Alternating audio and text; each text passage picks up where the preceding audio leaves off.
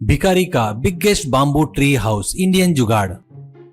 एक गांव में भीख मांगने वाले का परिवार रहता है। पति पत्नी बच्चे सभी मंदिर के आगे बैठकर भीख मांगते थे। भीकू उसका नाम था और पत्नी का नाम सुमति। कुछ लोग पैसे देते तो कुछ लोग फल फूल खाने को देते थे। उस गांव का धर्मकर्ता बहुत अच्छा था। वो, अरे बेकू, सरकार से मांग कर तुझे थोड़ी सी जगह दिलवाता हूँ रे। वहाँ पर एक छोटा सा घर बनाने के लिए मैं खुद अपने पास के पैसे देता हूँ। तब तक कैसे तो भी इस मंदिर में रहो, ये ले पैसे करके देता था। लेकिन एक दिन वो मर जाता है। मंदिर में नया धर्मकर्ता आता है। वो बहुत बुरा है करके गांव में सब लोग बोल रहे थे। वो आते ही भीखू लोगों को अपने आदमियों द्वारा मंदिर से भगा देता है। इससे भीखू लोगों को क्या करना करके समझ में नहीं आता। उनका परिवार पड़ोस के गांव का रास्ता पकड़ते हैं। जंगल से जाते समय उनको एक बाम्बू हाउस दिखता है। तभी जोरों से बारिश शुरू होती है। वो लोग उस घर में जाकर खड़े हो जाते हैं। उस घर में सभी सामान बम्बू से बनाया हुआ था। रात में वहीं सोकर सुबह होते ही भीकू जाकर जंगली मुर्गी को पकड़कर लाकर घर के आगे बम्बू के चूल्हे पर उस घर में रखे सामान से चिकन बिरयानी बनाकर खाते हैं। भीकू, ये घर किसका है क्या? वो लोग आए तो क्या बोलेंगे क्या? अब अपन यहाँ से निकल गए तो अच्छा रहेगा। कहते वक्त वहाँ पर 4 आदमी आते हैं।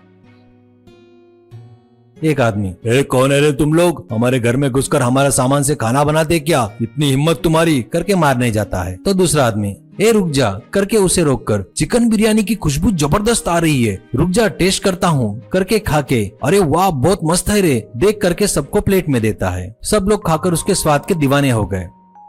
भीकू, हम लोग पड़ोस के गांव में जा रहे थे तो अचानक बारिश आ गई, इसलिए आपके घर में आसरा लिए। कृपया करके हमें माफ कर दीजिए, हम लोग अभी चले जाते हैं करके बोलता है। एक आदमी, रुक, एक काम कर, हम कभी कभी घर में आते हैं। हम आते तब हमको खाना बनाने में तकलीफ होती है। तुम लोग यहीं रखकर हमको खाना बना कर दिए तो महीने के 25,000 देंगे। भीकू, 25,000 क्या? आप सच बोल रहे हैं ना? मजाक तो नहीं कर रहे हैं ना? ऐसा कहता है। तीसरा आदमी, तेरे से मजाक करने के लिए तू हमारा दोस्त है क्या? ऐसा बोलता है। भीकू, ठीक है जी, ऐसा कहता है। चौथा, हम आएंगे तभी तुम लोग बाहर सोना पड़ेगा, ऐसा कहता है। भीकू ठीक है कहता है। उस दिन वो लोग अंदर सोए तो ये लोग बाहर सोते हैं। सुबह ही उनको जंगली मुर्गी से बिरयानी बनाकर खिलाते हैं। वो खाकर वो लोग बहुत तारीफ करते हैं। एक जन, ठीक है भीकू, हम फिर 4 दिन के बाद आएंगे कहकर सब लोग चले गए। सुमति, कौन है जी ये लोग? इस जंगल में घर बनाए, ऊपर से महीने के 25,000 देते बोल रही है। तो भीकू, बहुत पैसे वाले हैं लगता है। शहर में बोर होते होंगे तब यहाँ आते रहते होंगे। उनके लिए 25,000 बड़ी बात नहीं होगी। फिर भी इससे अपने को क्या करने का है? काम मिल गया ना, पेट भर रहा है ना, वो बस है ना, कहता है। वो वैसे कभी कभी आना सोना। अगली सुबह बिरयानी बनवाकर खा के जाने लगे। कुछ दिनों बाद भीकू पगार मांगता है तो एक आदमी, इस जंगल में तुझे पैसों से क्या काम है रे? हमारे पास है तो बैंक में है समझ, तेरे पैसे कहीं नहीं जाएंगे, पूरा मिलकर एक ही बार में देंगे, ऐसा कहता है। एक दिन भीकू को नींद नहीं आती। वो उठकर खिड़की के पास आता है। तब अंदर चारों जेब से छोटे छोटे थैली निकालकर हाथ में डालते हैं तो वो हीरे थे। वो फिर से थैली में डालकर उस घर के बाम्बू में छुपा कर रखते हैं। एक आदमी, सुनो, अपनी चोरियां बढ़ गई है करके पुलिस लोगों की नजरों की हरकत बढ़ गई है, इसलिए वो लोग अपने को ढूंढ रहे हैं। अपन लोग और 4 दिन में अपना ये डेरा बदलना पड़ेगा, ऐसा कहते हैं तो दूसरा, तो क्या भीकू को लेकर जाएंगे क्या? ऐसा कहता है। वो क्या, उससे अपने को क्या काम है रे? ये झोपड़ी खाली करते वक्त उसको और उसके परिवार को खत्म करके यहाँ से चले जाएंगे। अपने काम में गवाही काम नहीं आती रे, ऐसा कहता है। ये बात सुनकर भीकू घबरा जाता है। अगले दिन हमेशा के जैसे उनको बिरयानी बनाकर खिलाता है।